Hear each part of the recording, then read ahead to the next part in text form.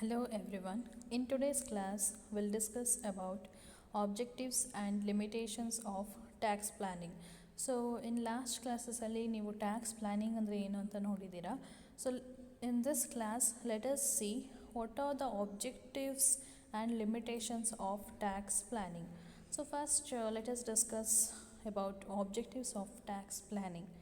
The first and foremost objective of tax planning is to reduce the tax liability and save the surpluses for one's personal and social needs.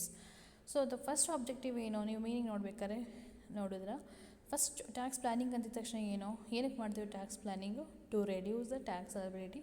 That is the first and foremost objective of tax planning. So tax liability save ಮಾಡೋದ್ರಿಂದ ನಮಗೆ ಸರ್ಪ್ಲಸ್ಸು ಜಾಸ್ತಿ ಆಗುತ್ತೆ. That is the first one.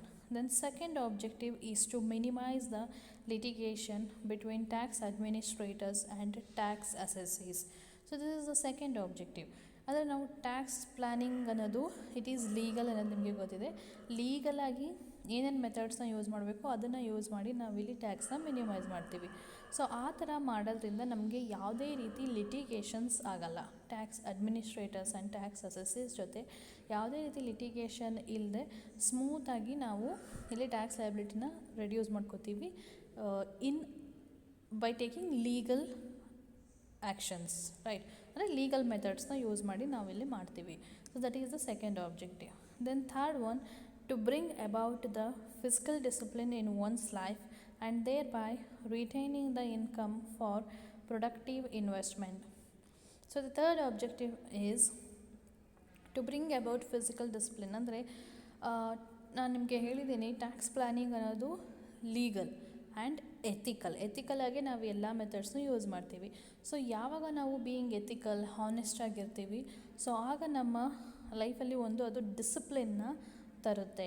So ಅಂದರೆ ನಾವು disciplinary ಮೆಥಡ್ಸ್ನ use ಮಾಡಿನೇ ಇಲ್ಲಿ ಟ್ಯಾಕ್ಸ್ನ reduce ಮಾಡ್ತೀವಿ. ಆ ರೀತಿ ಟ್ಯಾಕ್ಸ್ನ ರೆಡ್ಯೂಸ್ ಮಾಡಿದಾಗ ನಮಗೆ ಇನ್ಕಮ್ ಜಾಸ್ತಿ ಆಗುತ್ತೆ, ಅಂದರೆ ನಮ್ಮ ಹತ್ರ ಉಳ್ಕೊಳ್ಳೋ ಅಮೌಂಟ್ ಜಾಸ್ತಿ ಆಗುತ್ತೆ.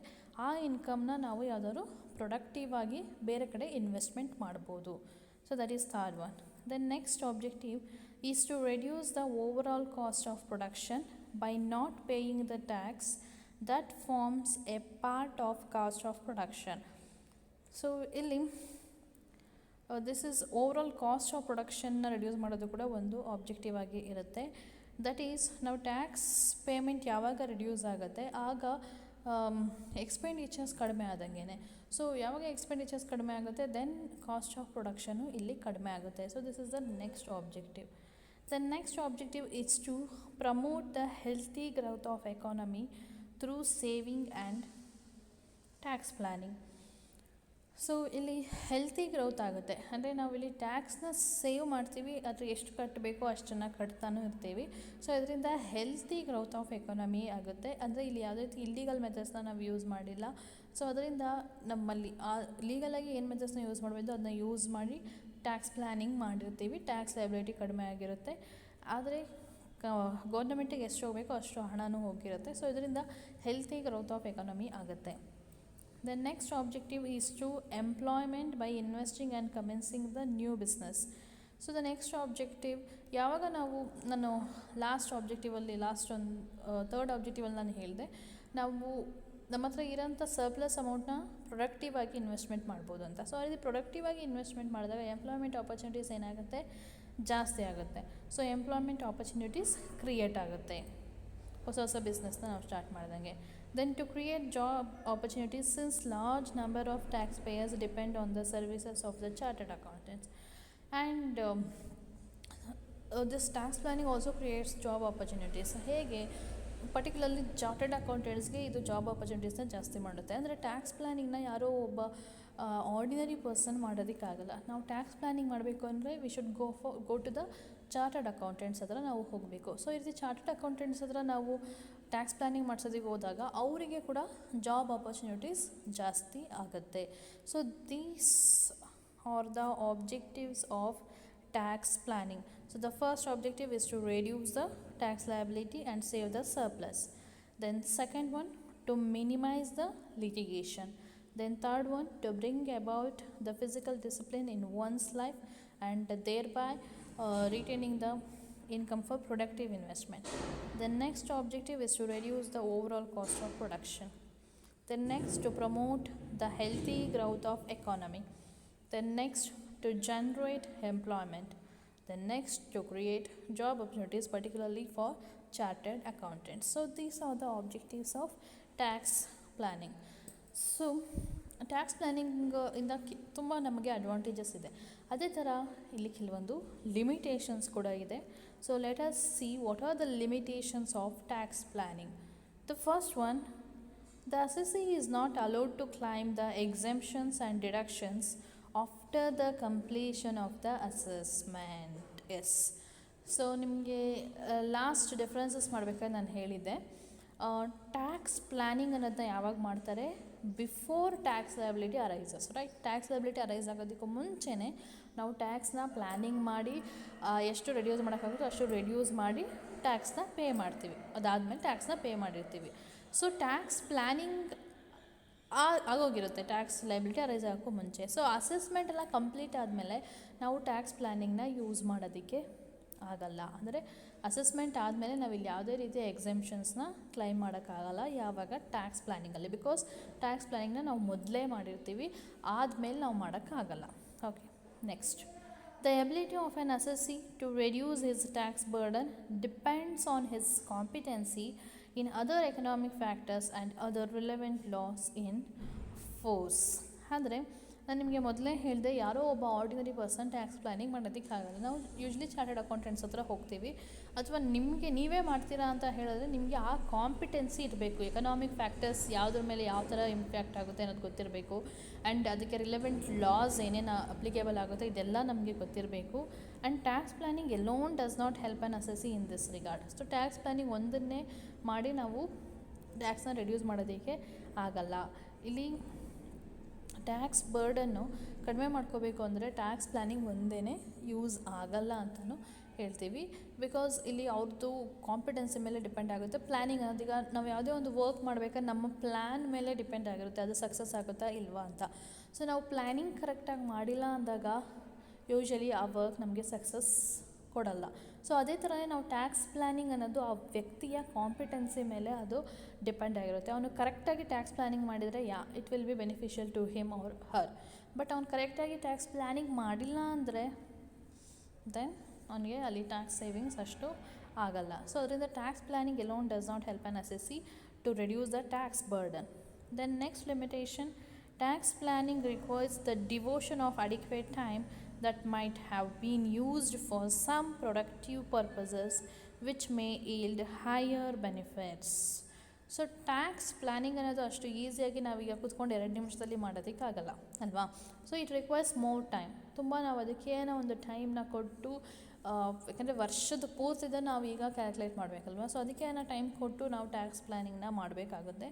ಸೊ ಆ ರೀತಿ ನಾವು ಅದಕ್ಕೆ ಏನೋ ಕೊಡೋ ಟೈಮ್ಗಿನ್ನ ಅದೇ ಟೈಮ್ನ ಬೇರೆ ಯಾವುದಕ್ಕಾದರೂ ಯೂಸ್ ಮಾಡಿದ್ರೆ ನಮಗೆ ಬೆನಿಫಿಟ್ಸ್ ಇರ್ಬೋದು. ಯಾಕೆಂದರೆ ಈಗ ನಾವು ಒಂದು ಸ್ವಲ್ಪ ದಿನ ನಾವು ಅದಕ್ಕೆ ಅಂತಲೇ ಟ್ಯಾಕ್ಸ್ ಪ್ಲ್ಯಾನಿಂಗ್ಗೆ ಅಂತಲೇ ಯೂಸ್ ಮಾಡಿದಾಗ ನಮಗೆ ಎಷ್ಟು ಸೇವ್ ಮಾಡ್ಬೋದು ನೀವು ಟ್ಯಾಕ್ಸ್ ಪ್ಲ್ಯಾನಿಂಗಿಂದ.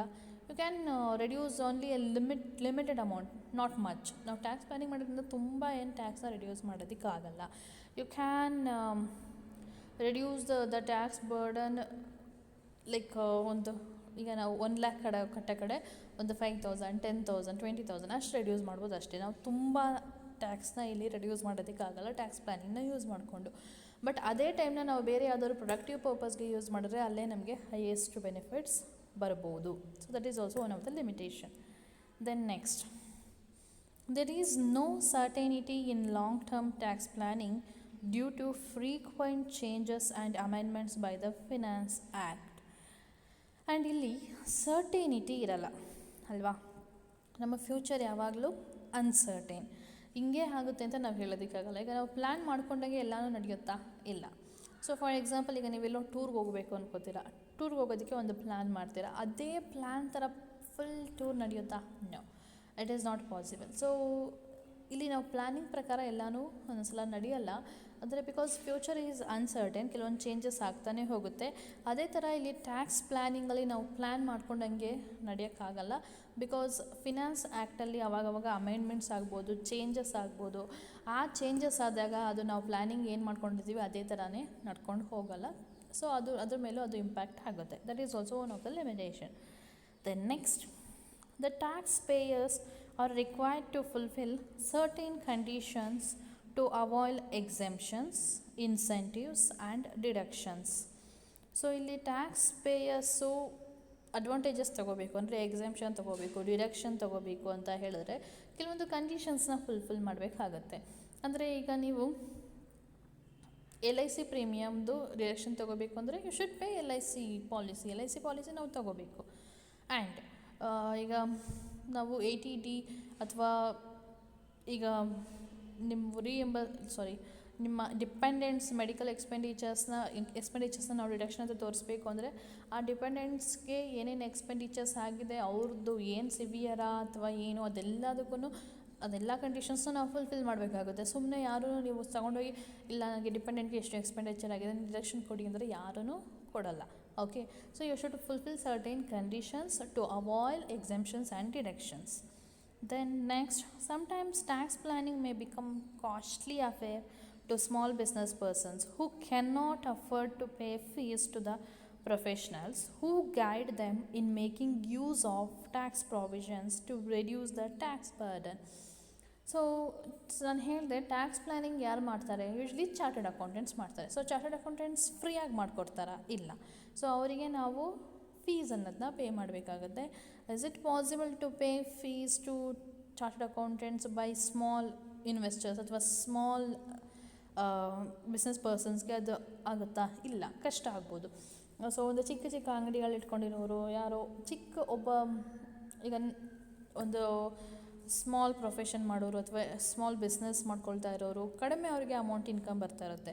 ಸೊ ಅದರಲ್ಲಿ ಫೀಸ್ನು ಅವ್ರಿಗೆ ಚಾರ್ಟರ್ಡ್ ಅಕೌಂಟೆಂಟ್ಗೆ ಪೇ ಮಾಡಿ ಅದನ್ನು ಟ್ಯಾಕ್ಸ್ ಸೇವ್ ಮಾಡೋ ಬದಲು ಅವರು ಟ್ಯಾಕ್ಸ್ನೇ ಕಟ್ಬೋದು. ಸೊ ಈ ಥರ ಫೀಸ್ ಕೊಡೋದ್ರಿಂದ ಅದು ಕೂಡ ಟ್ಯಾಕ್ಸ್ ಪ್ಲ್ಯಾನಿಂಗ್ ಅನ್ನೋದು ಕಾಸ್ಟ್ಲಿ ಅಫೇರ್ ಆಗುತ್ತೆ. That is also one of the limitation. So these are the limitations of tax planning. That is completion ಆದಮೇಲೆ ನಾವು ಏನು ಕ್ಲೈಮ್ ಮಾಡೋದಕ್ಕಾಗಲ್ಲ. And here tax planning depends on the competency of that assessee or that person. Then it requires more time and there is no certainty in long-term tax planning.